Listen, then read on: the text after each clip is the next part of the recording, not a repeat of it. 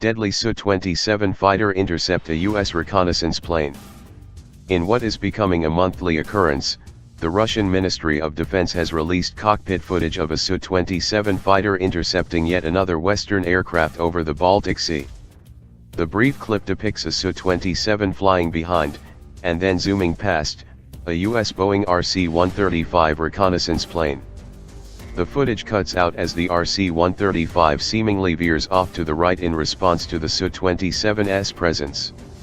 The 3-decade-old Su-27 continues to serve as Russia's fighter of choice for Baltic patrol missions. Though the original Su-27 variant would struggle in pitched conflict with modern air defense systems and fifth or modernized fourth-generation fighters, its plentiful availability and low maintenance cost makes it an apt choice for low-intensity interceptions against reconnaissance aircraft. The video was accompanied by a Russian Defense Ministry press release. Russian means of airspace control detected an air target approaching the state border of the Russian Federation over the neutral waters of the Baltic Sea. A Su-27 fighter jet on duty scrambled to intercept the target. The crew of the Russian fighter approached a safe distance to the air object and identified it as a RS-135 spy airplane of the US Air Force. After it left the Russian air border of Russia, the Su-27 from the Air Defense Duty Force returned to the home airfield. Mutual Russian-NATO interceptions and escorts have been exceedingly common over the past decade. This is especially true for Baltic airspace, which is the only aerial pathway connecting the Russian mainland with its small, heavily fortified Central European enclave of Kaliningrad.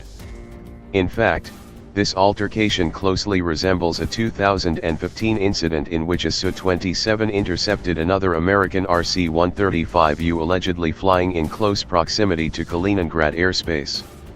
The Kremlin argued in 2015 that they had to intercept the RC-135U in question because it was flying with its transponder turned off. The Kremlin does not specify the transponder status of the more recently intercepted RC-135, though their press statement is worded in such a way as to suggest that the Su-27 crew had to visually identify it. The Kremlin's NATO envoy previously suggested mutual understanding for all aircraft in the Baltic region to always fly with their transponder on, but that proposal has since fallen by the wayside amid escalating Russia-NATO tensions. Nonetheless, there is something new about this and other recent Russian interceptions. The Kremlin insists on publicizing them. Until 2014, it was standard Russian practice not to comment at all on these kinds of trivial, routine engagements. But interceptions near Russia's Baltic borders have been politicized over the past several years, with the Kremlin increasingly keen on presenting them as proof of NATO's supposedly aggressive intent. In the absence of reliable data spanning at least the past decade, it is difficult to separate reality from perception. Have Baltic interception scrambles actually risen in the recent years, or are they simply more likely to be reported by governments and covered in the news than they were in the past? There is evidence of a sharp spike in interception activity immediately following Russia's 2014 annexation of Crimea, but also of a rapid decline by 2015.